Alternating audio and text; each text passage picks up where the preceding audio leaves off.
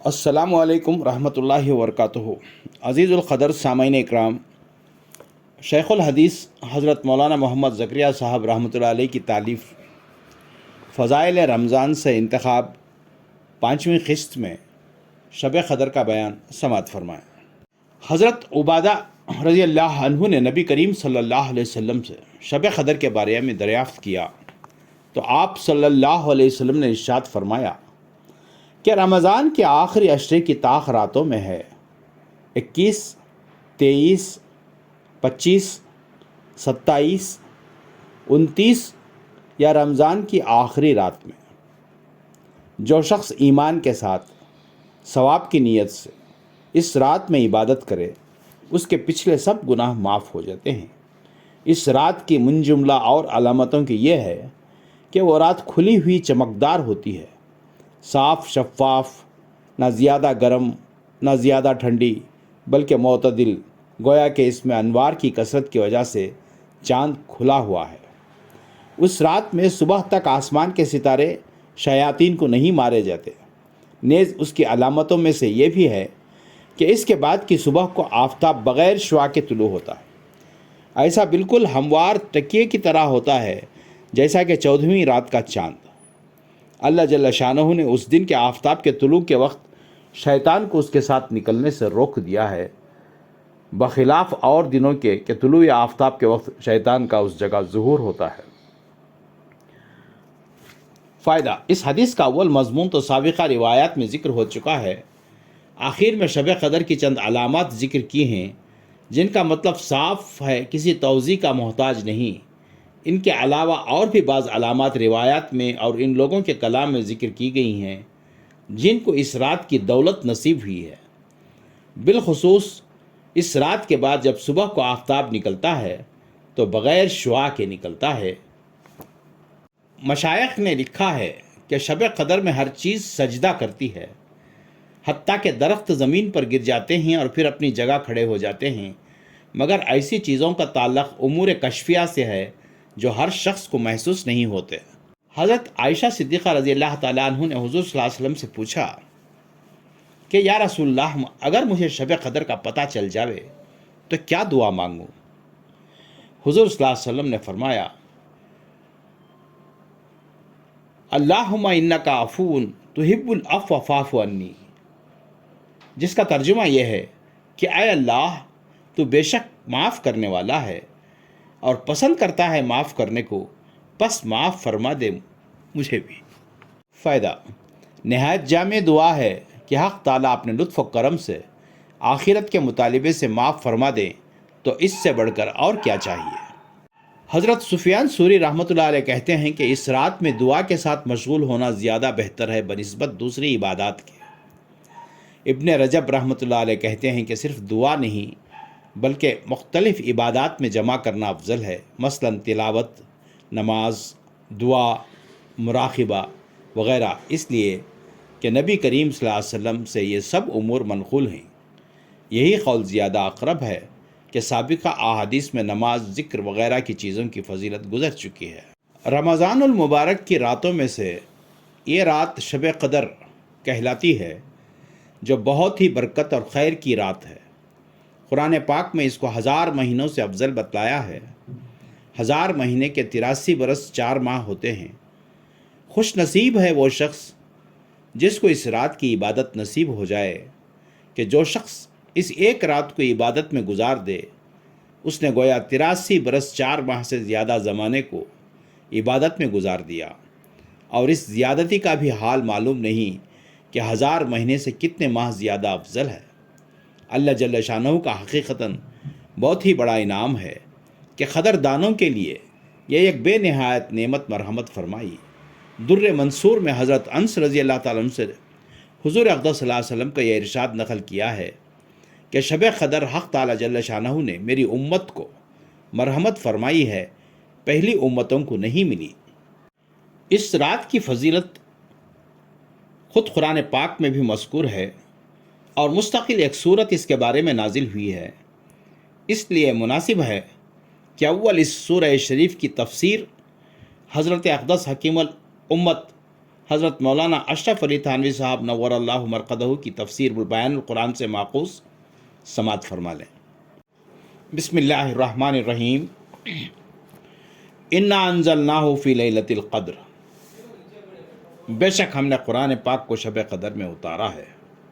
فائدہ، یعنی قرآن پاک لوح محفوظ سے آسمانی دنیا پر اس رات میں اترا ہے۔ یہی ایک بات ہے اس رات کی فضیلت کے لیے کافی تھی کہ قرآن پاک جیسی عظیم عظمت والی چیز اس میں نازل ہوئی، چاہے جائے کہ اس میں اور بھی بہت سے برکات و فضائل شامل ہو گئے ہوں۔ وما ادراک ما لیلۃ القدر، آپ کو کچھ معلوم بھی ہے کہ شب قدر کیسی بڑی چیز ہے؟ یعنی اس رات کی بڑائی اور فضیلت کا آپ کو علم بھی ہے کہ کتنی خوبیاں اور کس قدر فضائل اس میں ہیں؟ اس کے بعد چند فضائل کا ذکر فرماتے ہیں۔ لیلۃ القدر خیر من الف شہر، شب قدر 1000 مہینوں سے بہتر ہے، یعنی 1000 مہینے تک عبادت کرنے کا جس قدر ثواب ہے اس سے زیادہ شب قدر میں عبادت کرنے کا ثواب ہے، اور اس زیادتی کا علم بھی نہیں کہ کتنی زیادہ ہے۔ تنزل الملائکہ، اس رات میں فرشتے اترتے ہیں۔ علامہ راضی رحمۃ اللہ علیہ لکھتے ہیں کہ ملائکہ نے جب ابتدا میں انسان کو تجھے دیکھا تھا تو تجھ سے نفرت ظاہر کی تھی، اور بارگاہ عالی میں عرض کیا تھا کہ ایسی چیز کو آپ پیدا فرماتے ہیں جو دنیا میں فساد کرے اور خون بہاوے۔ اس کے بعد والدین نے جب تجھے اول دیکھا تھا جب کہ تو منی کا خطرہ تھا تو تجھ سے نفرت کی تھی، حتیٰ کہ کپڑے کو اگر لگ جاتا تو کپڑے کو دھونے کی نوبت آتی، لیکن جب حق تعالی شانہ نے اس خطرے کو بہتر صورت مرمت فرما دی تو والدین کو بھی شفقت اور پیار کی نوبت آئی، اور آج جب کہ توفیق الہی سے تو شب قدر میں معرفت الہی اور طاعت ربانی میں مشغول ہے تو ملائکہ بھی اپنے اس فقرے کی معذرت کرنے کے لیے اترتے ہیں۔ تنزل الملائکہ والروح فیہا، اور اس رات میں روح القدس یعنی حضرت جبرائیل علیہ السلام بھی نازل ہوتے ہیں۔ روح کے معنی میں مفسرین کے چند قول ہیں۔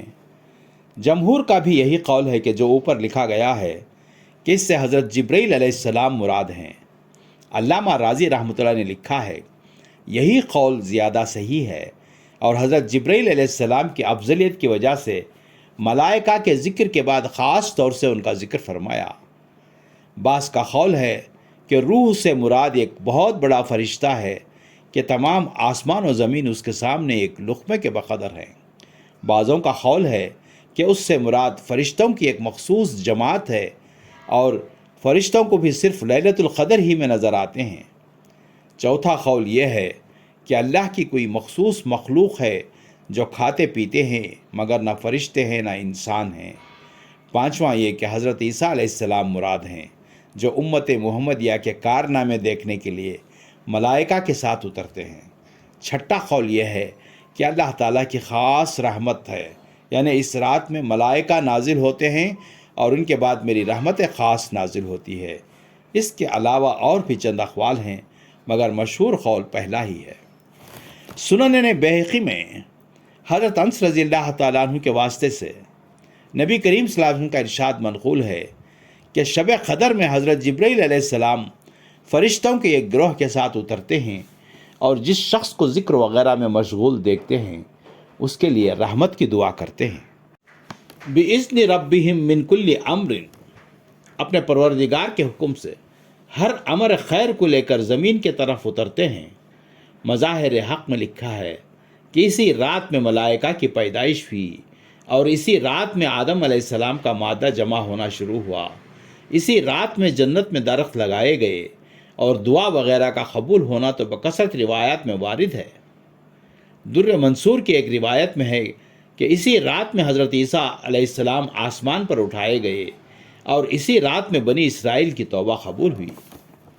سلام، وہ رات سراپا سلام ہے، یعنی تمام رات ملائکہ کی طرف سے مومنین پر سلام ہوتا رہتا ہے کہ ایک فوج آتی ہے دوسری جاتی ہے، جیسا کہ بعض روایات میں اس کی تصریح ہے یا یہ مراد ہے کہ یہ رات سراپا سلامتی ہے، شر و فساد وغیرہ سے امن ہے۔ ہی حتی مطلع الفجر، وہ رات انہی برکات کے ساتھ طلوع فجر تک رہتی ہے۔